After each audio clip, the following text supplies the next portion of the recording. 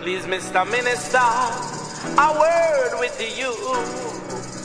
Only take a minute, sir, so don't you screw. You no fight against the rum, you no fight against the wine, you no fight against the cigarette smoking. Yet you know these things give cancer. Yet you know these things give cancer. Rasta man know the truth, so you can't fool the youth. Rasta man know the truth, so you can't fool the youth.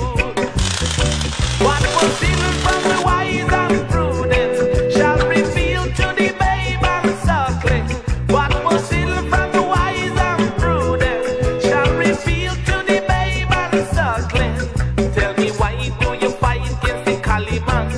Tell me, why do you fight against the Kaliman? Yet you know it's the healing of the nation. Yet you know it's the healing of the nation. Tell me, why do you fight against the Kaliman? Tell me, why do you fight against the Kaliman? Yet you know it's the healing of the nation. Yes, you know it's the healing of the nation. Yeah, nah.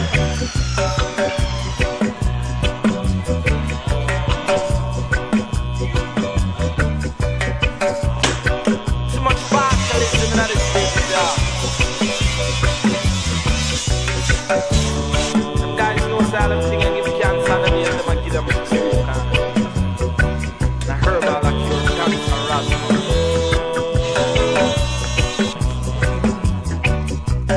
Liar man, doctor man, Indian chief, Babylon kingdom know the truth. Liar man, doctor man, Indian chief. Yeah, them know it's the healing of the nation. Yeah, them know it's the truth. Tell me, why do you fight against the Kaliman? Tell me why. Right. Hello, I'm Dean Housebox, and this is Jake Housebox. Oh, and you join us in the very picturesque industrious settings of the Housebox workshop, which is near the Glastonbury Festival site. This is our latest project. Current working title is the Kaya box. It's for the wonderful Steve Tremmell, who's been a dream client and is a bit of a Rasta man, hence the colour scheme. We're trying to wait for a slightly more picturesque day to do the video, but typically with the lovely British weather we've not got it, and the truck's going later, so we thought we'd smash out the video. Hello viewers, I'm here to talk to you about the outside of the lovely Kaya box. Absolutely gorgeous. This is the Luton. Was absolutely epically awful when it got to us. I think some real fat horse lady had been sitting right up in the front there, and so we actually had to chop it all off, and me and Ed had to remake a new one. So we thought we'd put these lovely bits in, triangle windows in, letting a bit more light in. There's the lovely waney edge for the porthole window. Very nice, very nice. When the cab got to us, it was in similar state of affairs to the Luton, to be honest. Quite rusty, falling apart. Ed, our amazing worker, Ed Housebox, had to pretty much re-stitch the entire thing. Ended up looking like a bit of a patchwork quilt, to be fair. Inside, got Steve's reversing camera, which also doubles as a bit of security. You can record it to a little SD card, which is all set up here. Got a lovely little sound system in there, and with a nice up-to-date, I'm sure not many PKs have seen a Sony head unit in there. All new pedal rubbers. Tachometer still working? Yes. Got some nice chunky locks to go on there so that Steve's got that extra bit of security. And some pretty hench mud flaps because the ones are just completely worn away. We also replaced his fender foot pedals there because they were a bit knackered.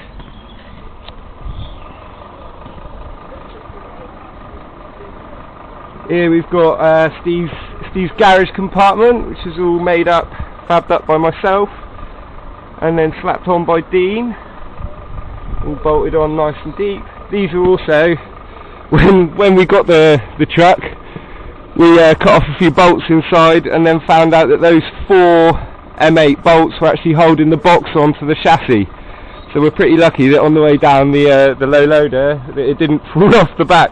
So we put these big chunky ass plates in with some nice thick bolts to secure the Luton, or the actual box onto the chassis, because that was a bit sketchy. Steve's got a really nice, first one we've done actually, underslung LPG tank, which means he can fill it up at any sort of petrol station he goes to that are geared up for that. Really handy if you're hitting the road a lot, and it also saves a bit of space, and you also don't have to bother with the gas bottle outside. Steve's water tank and wastewater pipe all clipped on there nicely. He's got an option to see how much water he's got in by twisting this, and then this little filler thing fills up, and you know how much you've got in there. Then you do that back up, and then if you undo the other one, it flushes it out, which means that no UV actually ends up getting in the tank, which is quite posh if you ask me.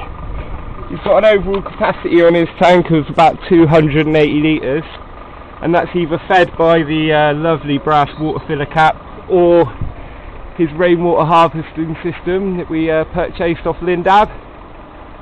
Absolutely gorgeous, and we recessed in these lovely side markers just so that, because it's a bit wide, means that he can actually be seen, which is always a good thing. It's actually turned into a really nice day out here now. It's because Jake Housebox is on the filming, that's why. We also put in a split, you can see under here, a little split cock, and that just means that he can choose which water tank his water's in, so if he's tipping to one way a little bit while he's driving, he can always fill the right one up or the left one up, depending. Put a nice vintage number plate on there.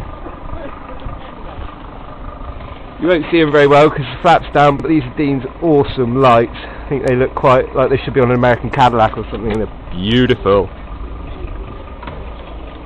All this timber here that you see on the back, and this timber here, all from the lovely Ian and Carmen at Code 6. Big ups, guys. Oh, I did forget to mention one very important thing. Steve's got a very important vent here. That's for his dirty laundry. I'm sure you'll have seen the cupboard inside with the little flap. Well, that's to stop it smelling. This is his Dometic vent for his fridge. Same there, and then that's his vents for his heater. For the awning, which is detachable, we've got these cracking scaff clips, which I painted red, gold and green for the Rasta man. They're fixed on, but they just easily unbolt here, and then you can detach the whole awning, because obviously this is a little bit too wide. You'll take out a few lorries when you go down the motorway with that. It's also got a really nice flap so that that light that you see there can shine through, and also the camera, you can just about see through there, comes through. Nice knocker. Around the other side you've got the Rolls-Royce battery compartment, which again was fabbed up by myself. One of the hardest things to put on in the world, because as you can see the frame is quite big and there's not a lot of room to get it in, so we actually ended up having to take the fuel tank off, take the mud flaps off. It was one of the most harrowing things I've done for a long time, and they ain't light either. Steve's fuel tank, also put him on a nice new step with a bit of lovely checker plate to match his pretty hench wheel guards there. It's a massive cylinder for the brakes. On the batteries he's got a beautiful hookup point and an outdoor socket in here. Lovely little window for the beautiful Rita. As you can see we've got more padlocks here as well. Got a couple of nice acros. That's just to keep the old outside area nice and flat. If he's parked on a bit of wonky ground there, I re-welded these so that they're all fastened on, and these just drop off with the bolts provided. Got another couple of acros there, they just go under the back by the water tanks, just to keep him level. Well, that's a quick overview of the outside. Hope you like it. Hope you like the truck, to be fair.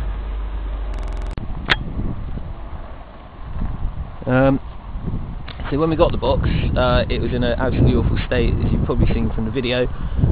Jakey's going to show you around the outside, let you know what we've done there, but in the meantime I'll take you on a little tour.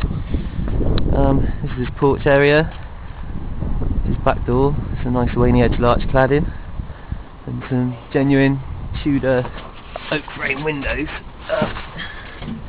Just needed quite a bit of alteration, that was fun. And then this is the inside of the box.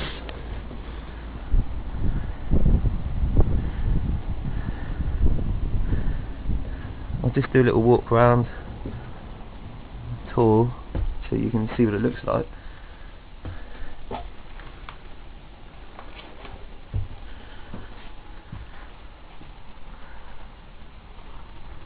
And then I'll take you through it and show you all the systems and how they work.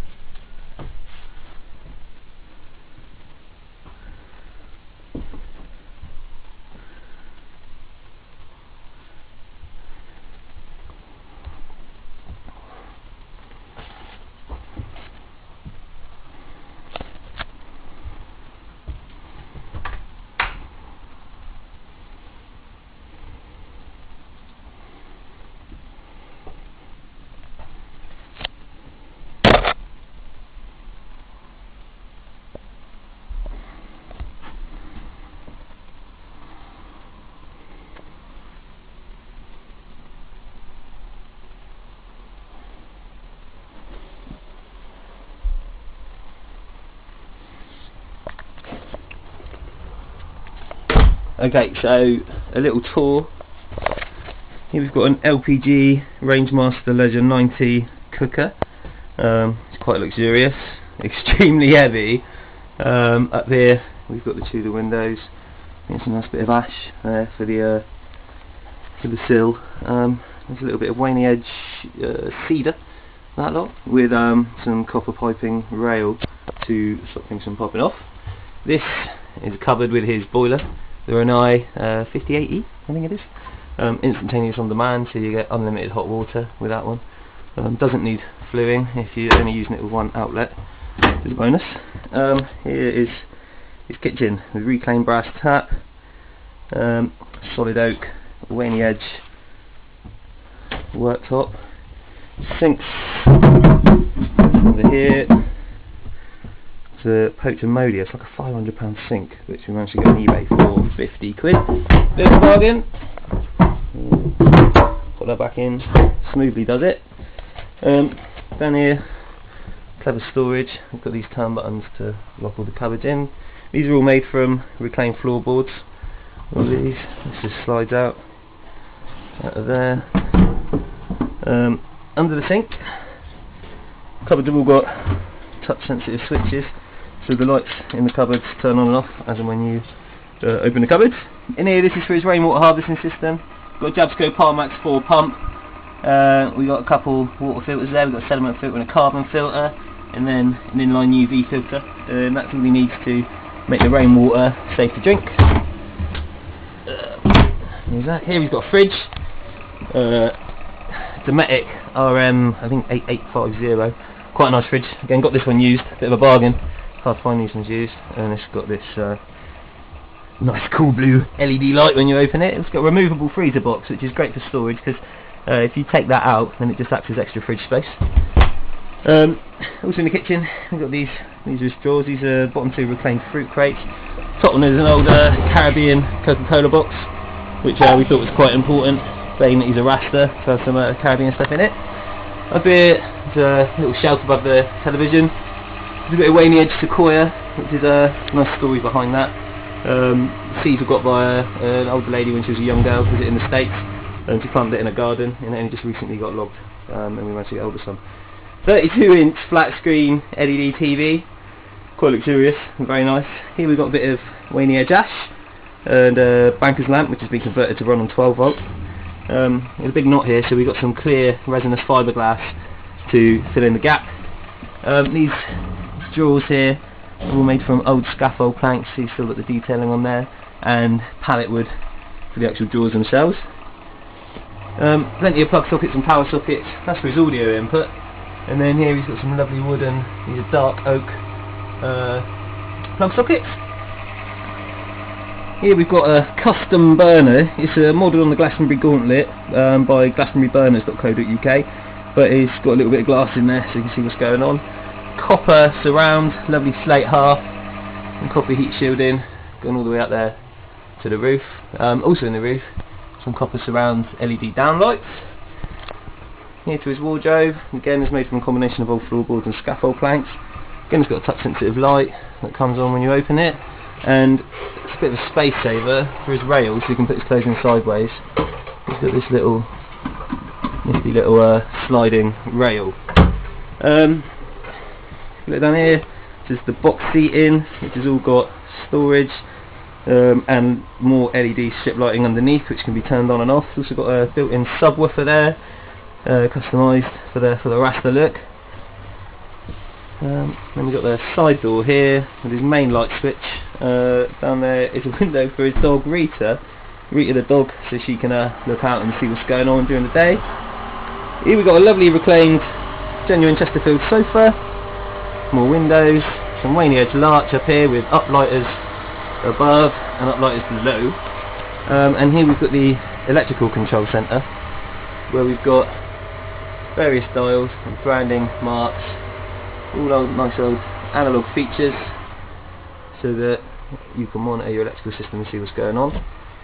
In here we have Outback FM45 MPPT charge controller, lovely bit of kit, which controls his panels, which are on the roof, which I'll show you later.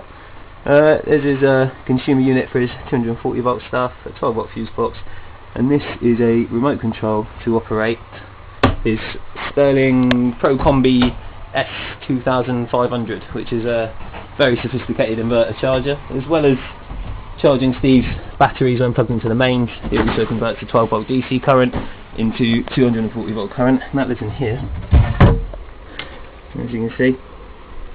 And it charges the batteries ridiculously quickly. It's a good charger for an off-grid system, so it can be hooked up to a small generator and still produce a really decent charge. You can also run appliances up to 2,500 watts. This cupboard here is for his fishing cupboard. Steve is a keen fisherman, and some storage for his rods and whatnot. Carbon monoxide alarm, not the prettiest thing in the world, but a must. Make sure you have them in your truck if you're going to be living in it or spending any sort of decent time in it. Also a little fire alarm up there, can't go far wrong with those. And then the wet room. This is the outside wall of the wet room. The uprights are made from the, what's that, that's alder that you saw us stripping in the little video before. This door is made from recycled pallet wood. You can see it's got almost like a sunbeam effect, and a little sun window. Inside the wet room, we've got a chessboard vinyl lining the walls. The window, which is compost collecting toilet system, which I'll show you. Here we've got a lovely reclaimed, I think it's a Rothwell brass shower, which has been houseboxed, and we've added some little adapters and then extra hose setting so Steve can wash the dog if he wants. But the big feature in here is this lovely copper backsplash, which is a single piece of 0.7mm copper, which is lying in the back there. All his waste then goes through here. This is all fiberglass underneath to create one solid membrane. There's also a solar vent up in the roof which collects the smells from the toilet system, takes them up behind this bit of timber, and then goes up there through the roof. But if he's showering, you can open up this hip mist vent, and also acts as extraction for the shower, steam and condensation. It's a compost collecting toilet system. Quite simple. You just have a urine separator and 2 collection buckets. You've got 1 bucket to collect the solid waste, which just needs to be added to some organic carbonous materials such as sawdust or wood ash. That stops the smells from that, and then the urine can get collected in a container outside here.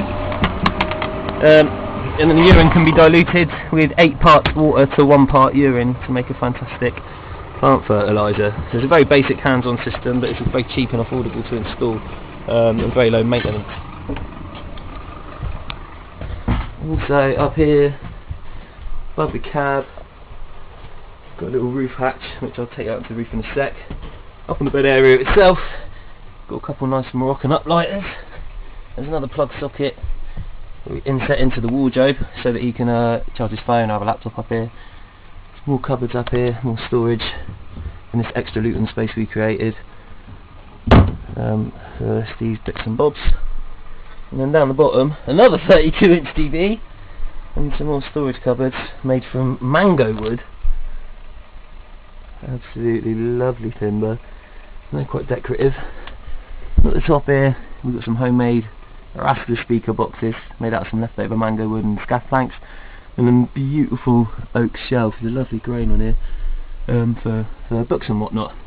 Little round opening porthole window with this cracking little catch, little fan-like catch, which is great fun. That obviously helps ventilation out here. These are the 2 triangle windows that we inset, and then we got the.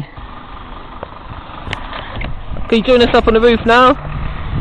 Checking out the view. As you can see, it's quite nice. This is the new Luton roof that we put on. This is the Houdini deck hatch to allow him to get in and out on his roof without a ladder, so it's a bit more secure so people can't access it really from the outside without climbing. This is guttering, and then this is the custom roof rack that we made. You can see in the edges there in the corner, we've angled the edges so that it matches the front, all the angles meet, which is nice. The flue from the wood burner, which is detachable, so for when he's travelling, you won't have any issues with that. Custom roof rack clad with some cedar to make it nice and light but strong and durable. It's an LED light there, remote control one, with some IP rated junction boxes and splitters. He's also got a plug socket in here so that he can use a stereo up here if he wants to have a barbecue on the roof with some friends.